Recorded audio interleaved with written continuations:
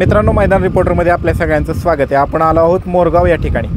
मित्रांनो, या ठिकाणी दिनांक 14 जुलै रोजी भव्यदिव्य अशा ओपन बैलगाडी शर्यतीच्या मैदानाचं आयोजन करण्यात आलं असून या मैदानाचं आयोजन नियोजन कसं आहे, या मैदानाच्या नियम अटी कशा आहेत, त्याचबरोबर या मैदानाचं स्वरूप कसं आहे, हे सगळं आपण या मुलाखतीच्या माध्यमातून आयोजकांकडून जाणून घेणार आहोत। चला तर मग।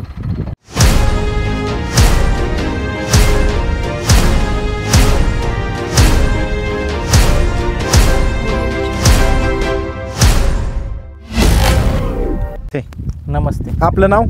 संदीप नेवसे। बरं, काय सांगाल मैदानाच्या संदर्भामध्ये? किती तारखेला मैदान आहे आणि कशानिमित्त या मैदानाचं आयोजन करण्यात आले? हे मैदान उद्या 14/7/2024 रोजी हे मैदान भरवण्यात आलेले आहे।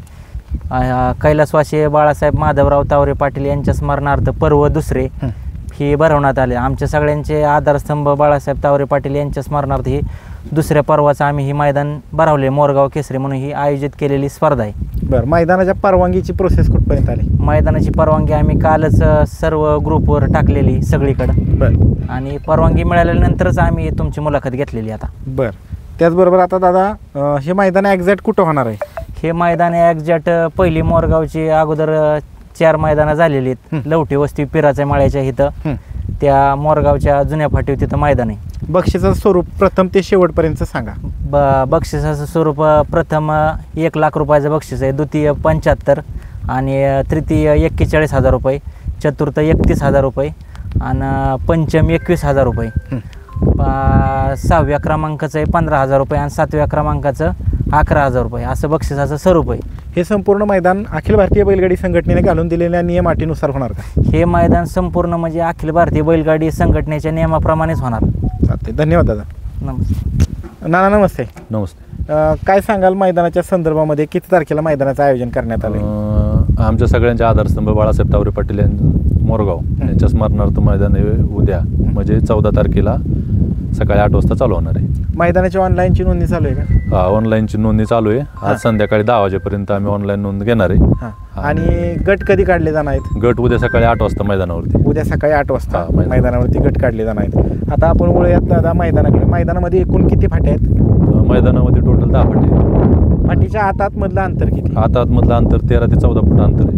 एकूण पल्ला किती आहे मैदान? पल्ला पूर्ण 1000 फूट पल्ला आहे। त्याचबरोबर खाली सुट्टीच्या ठिकाणी एका वेळेस किती गट उभे राहू शकतात? तसे 5 गट तर आरामात उभे राहू शकतात, म्हणजे जागा भरपूर आहे, पण आम्ही 5-5च सोडणार आहे। निकाल रेषेच्या समोर किती जागा आहे? समोर 800, 700, 800 फूट असं मोकळंच आहे आणि पुढं पण बघायला यायला चढ आहे एकदम असं। त्याचबरोबर या मैदानाचं लाईव्ह प्रक्षेपण कोण करणार आहे?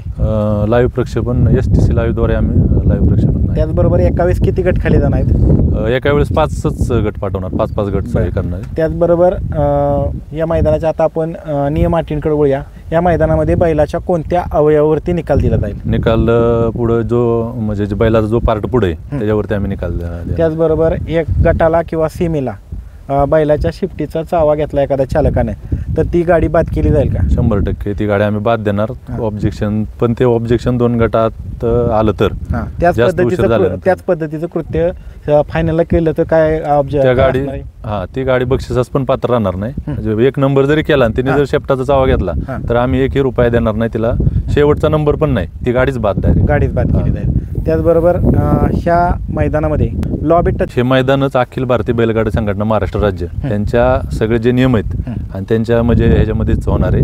त्यामुळं पुढचा निकाल, खालची सुट्टी आणि लॉबी हे आम्ही पूर्ण त्यांच्या संघटनेने जे आपल्याला नियम घालून दिलेत की एक बैल किंवा तासातनी पळाला एक बैल किंवा चाक तर नाही, पण तास सोडून वरती आलं एक बैल किंवा एक चाक जरी आलं तर ती गाडी आम्ही लॉबी बाद।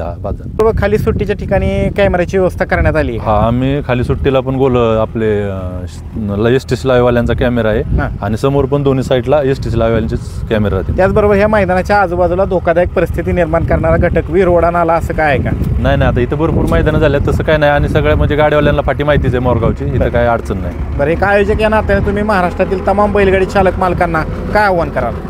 आयोजक म्हणून एवढंच सांगतो की सर्वांनी लवकरात लवकर या, आपल्या गाड्याच्या होता एवढी संध्याकाळी 10 वाजेपर्यंत आज ऑनलाईन नोंद करा आणि लवकर आम्हाला सहकार्य करा। एवढंच पावसामुळे आपल्याला लवकर मैदान उरकायचे, त्यामुळे सगळ्यांनी सहकार्य केलं तर लवकर आपण सगळ्यांनी मिळून लवकर मैदान करूया. हां, त्याचबरोबर डबल गाडी वगैरे पडलेली ही निदर्शनास आली तर ती गाडी बाद केली जाईल का? हा, तेच की संघटनेच्या नियमाप्रमाणे आपण ते सगळं करणार आहे. डबल बैल जर पळला आणि आपल्या निदर्शनाला किंवा जरी कुठल्या बैलावाल्यांनी ऑब्जेक्शन घेतलं तरी ती गाडी आम्ही बादच करणार. चालते, धन्यवाद दादा. थँक्यू.